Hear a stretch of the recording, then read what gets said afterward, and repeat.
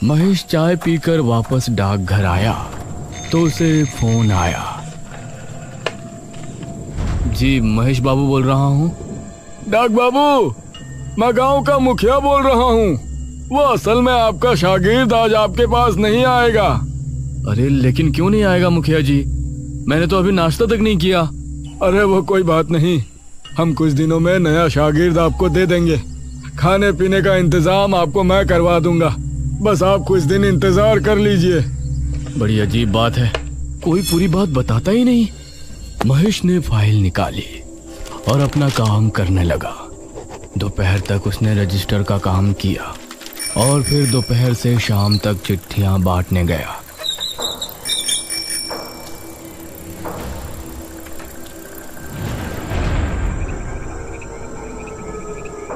रात के समय आज डाकघर को देखते हुए उसकी सांसें तेज हो रही थी। उसने भगवान का नाम लिया और डाकघर के अंदर चल दिया। इसी गांव के एक घर में विपुल अपनी पत्नी निराजना के साथ बैठा था। ए जी, मुझे इस बार बम्बई घूमने जाना है। कई साल हो गए आप मुझे कहीं लेकर नहीं गए।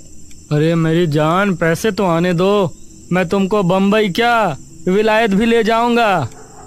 बस बस, बड़े आए विलायत ले जाने वाले।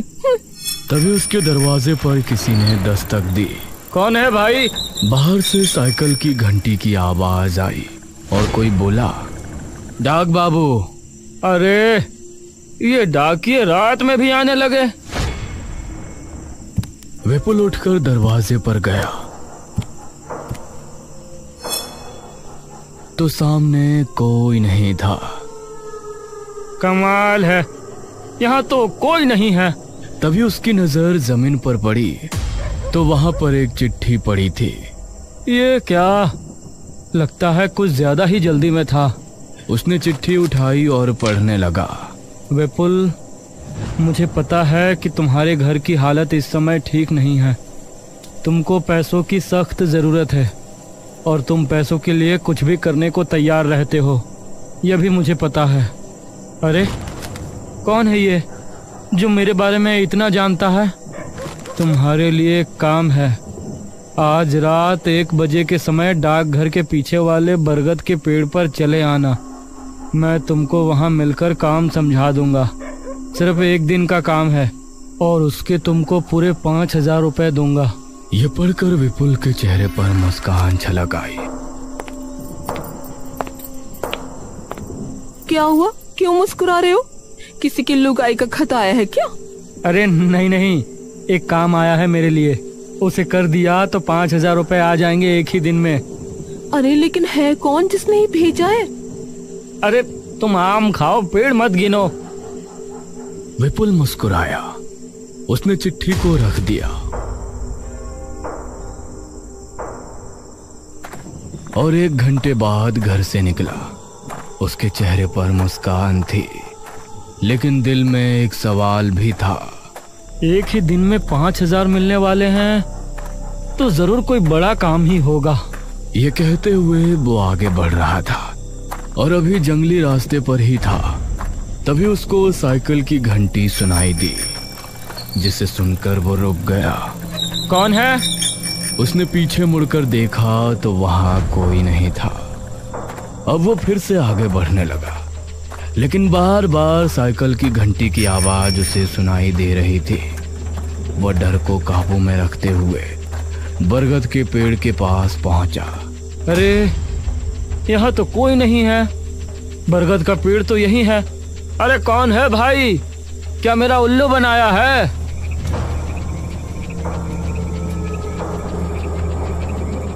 उसने इधर देखा तो आसपास कोई नहीं था। तभी उसने देखा कि कई कुत्ते भौंकते हुए उसकी ही तरफ आ रहे हैं। अरे ये इतने सारे कुत्ते कहां से आ गए? वो कुत्तों से डरकर भागा। कुत्ते उसका पीछा करने लगे।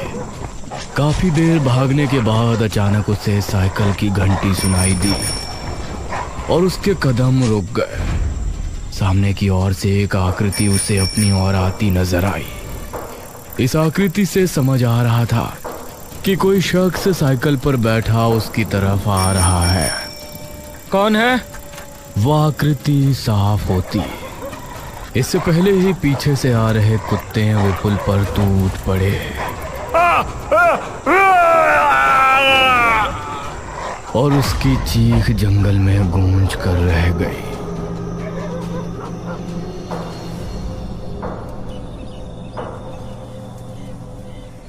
सुबह होने पर विपुल की लाश जंगल में पाई गई। उसकी पत्नी उसकी लाश के पास बैठी रो रही थी। कुछ गांव वालों के साथ मुखिया और महेश भी वहां मौजूद थे। ये विपुल इतनी रात में भला यहाँ क्या करने आया था? इन्हें डाक बाबू कोई चिट्ठी देकर गए थे और ये कह रहे थे कि चिट्ठी लिखने वाले ने यही इन्हें जंगल में बुलाया है। ये सुनकर महेश हैरान रह गया। अरे ये कैसे हो सकता है? मैं तो रात में कहीं कोई चिट्ठी देने नहीं गया। ये सुनकर मुखिया और सभी गांव वाले हैरान रह गए, लेकिन किसी के मुंह से कुछ नहीं निकला। इस घटना को देखकर महेश के मन में कई सवाल उठे, लेकिन जवाब देने वाला कोई नहीं था। वो डाकघर वापस आया और अपने काम में लग गया। अगली रात मुखिया की बेटी नुपुर अपने पतिदेव बलदेव के साथ अपने घर पर बैठी बातें कर रही थी। तभी दरवाजे पर दस्तक हुई। जरा देखो तो जान, कौन है दरवाजे पर? अरे मैं क्यों देखूं? पूरा दिन काम करके थक चुकी हूँ, तुम देखो। अरे इतने बड़े घर में रह रही हो, फिर भी मेरी जरा भी कद्र नहीं है तुमको। अरे वाह, भूल गए, ये बड़ा सा घर तुमको मिला भी है मेरी वजह से। चलो जल्दी से जाओ। उसकी बात सुनकर बलदेव दरवाजे पर पहुंचा तो उससे सामने जमीन पर एक चिट्ठी नजर आई। इतनी रात में भला कौन चिट्ठी देने आया होगा? उसने चिट्ठी को उठाया और पढ़ने लगा।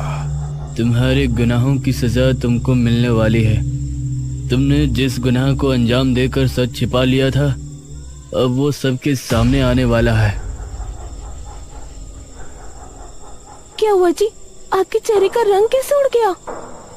अरे इस चिट्ठी में लिखा है कि उसने सारी बात नुपुर को बताई। कौन है ये? कहीं से सचमुच कुछ पता तो नहीं? आगे पढ़ता हूँ, मुझे तो बहुत डर लग रहा है। अगर तुम चाहते हो कि तुम्हारा गुनाह अब भी छिपा रहे तो तुम 12 बजे डाकघर के पीछे लगे बरगद के पेड़ पर पहुंच जाओ। मैं वहां तुमको मिलूंगा। बाकी की बातें वहीं होंगी। हमें जाना होगा। ये जो भी है, हमें इसको रोकना ही पड़ेगा। अब बलदेव नुपुर को लेकर घर से निकला और बरगद के पेड़ की तरफ रवाना हो गया। उसे कुछ ही दूरी पर डाकघर भी दिखाई दे रहा था। कौन है? क्या कोई मुझे सुन पा रहा है? तभी इन दोनों को साइकिल की घंटी सुनाई दी। दोनों ने चौंकते हुए देखा तो वही साइकिल सवार आकृति उनकी तरफ बढ़ रही थी। वह बहुत तेजी में था। वो बिजली की रफ्तार से इनके करीब आया और इन पर भी हमला हुआ। यह चीख डाकघर में बैठे महेश को सुनाई दी। इस बार मुझे देखना ही पड़ेगा। महेश जल्दी से उस जगह पहुंचा तो उसने पाया कि बलदेव और नुपुर उसी हालत में मरे पड़े हैं जैसे विपुल की मौत हुई थी। कौन है ये? क्यों लोगों को मार रहा है? कोई जानवर है या राक्षस? तभी उसने सामने से एक साइकिल को आते हुए देखा। उसे आता देखकर महेश का गला सूख रहा था। जैसे जैसे उसका चेहरा साफ होता गया तो महेश के दिल की धड़कन मानो ट्रेन के इंजन की तरह दौड़ पड़ी। महेश ने आगे कदम बढ़ाया लेकिन उसका पैर एक पत्थर से टकराया। महेश गिर गया और उसके सर पर चोट आने की वजह से बेहोश हो गया।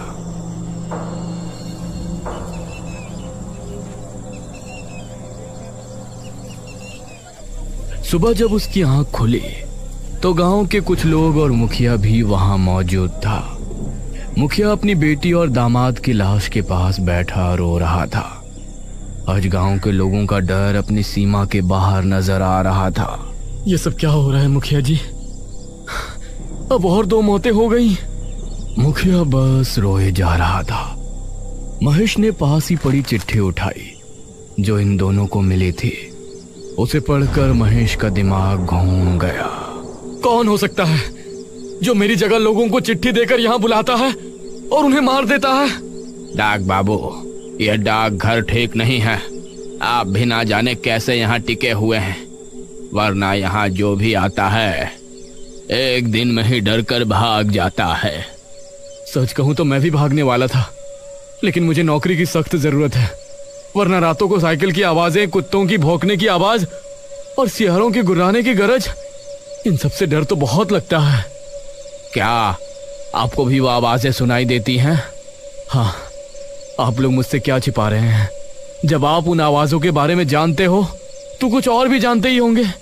इस पर मुखिया ने जवाब दिया, हमारे गांव में गायत्री नाम की एक विधवा अपने बेटे आर्यन के साथ रहा करती थी।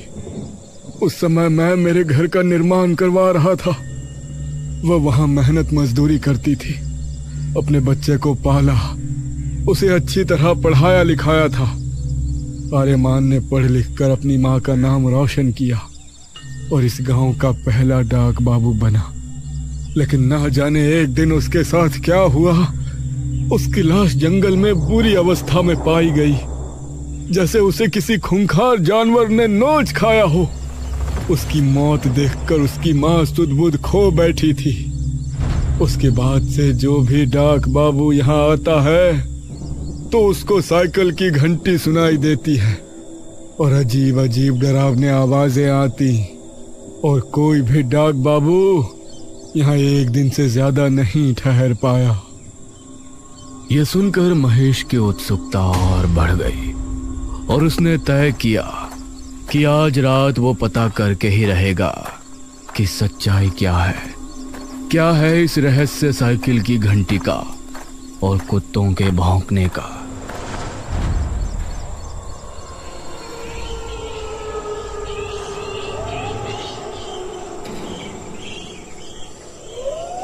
रात होने पर महेश डाकघर के दरवाजे पर खड़ा हो गया। कभी कुत्तों के भौंकने की आवाज आती तो कभी सियारों के रोने की, लेकिन आज महेश हिम्मत करके अपनी जगह खड़ा हुआ था।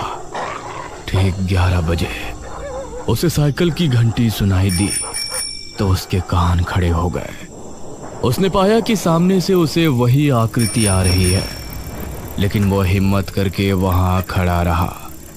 वो आकृति नजदीक आई और एक चिट्ठी फेंक कर आगे निकल गई। महेश उसका चेहरा नहीं देख पाया, लेकिन चिट्ठी देखकर उसकी सांसें तेज चलने लगी। उसने चिट्ठी उठाई और पढ़ना शुरू किया। मेरा नाम आर्यमन है। मैं इस गांव का पहला डाक बाबू बनकर बहुत खुश था और कई सालों की नौकरी के बाद मैंने पैसे जमा किए थे।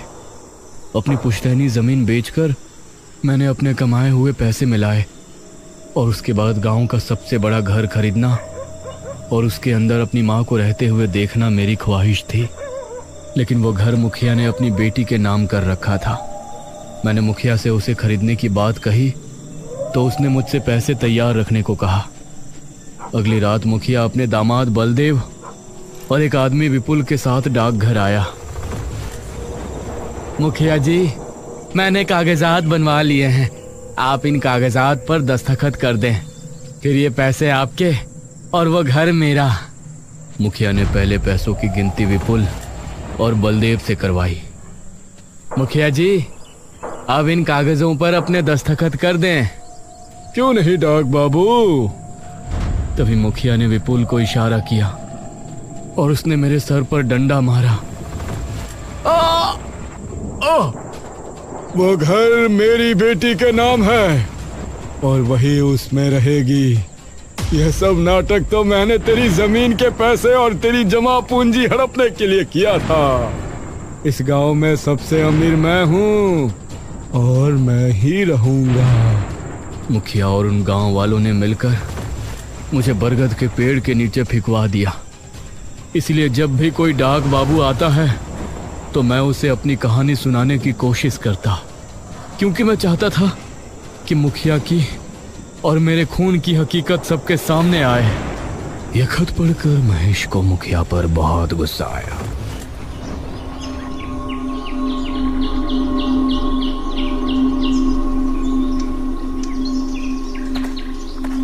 वो अगली सुबह मुखिया के घर पहुंचा।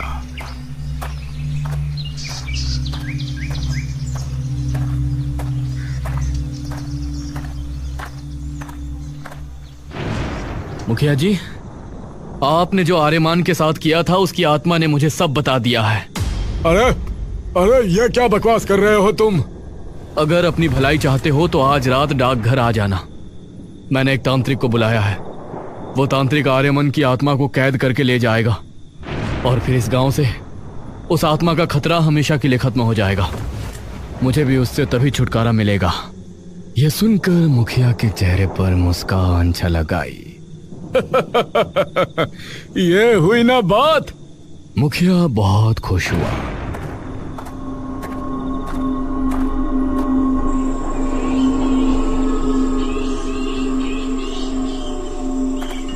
और रात होने पर वो डाकघर पहुंचा।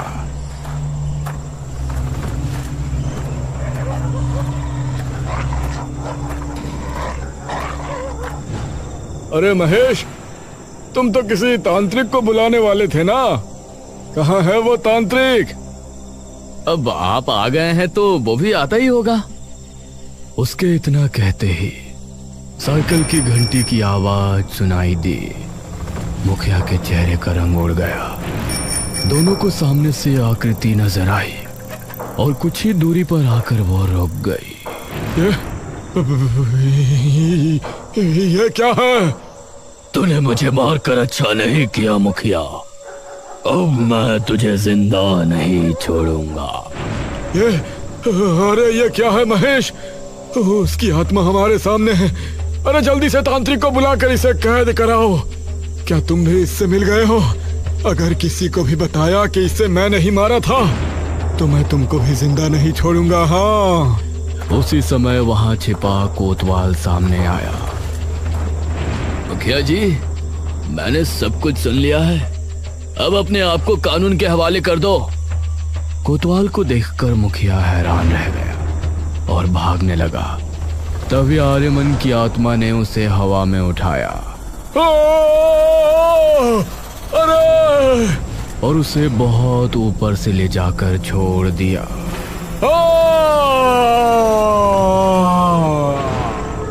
ज्यादा ऊंचाई से गिरने पर मुखिया की मौत हो गई।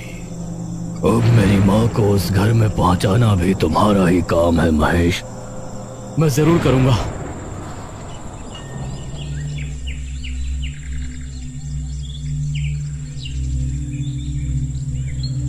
मुखिया की जुल्मी कहानी गांव के सामने आई।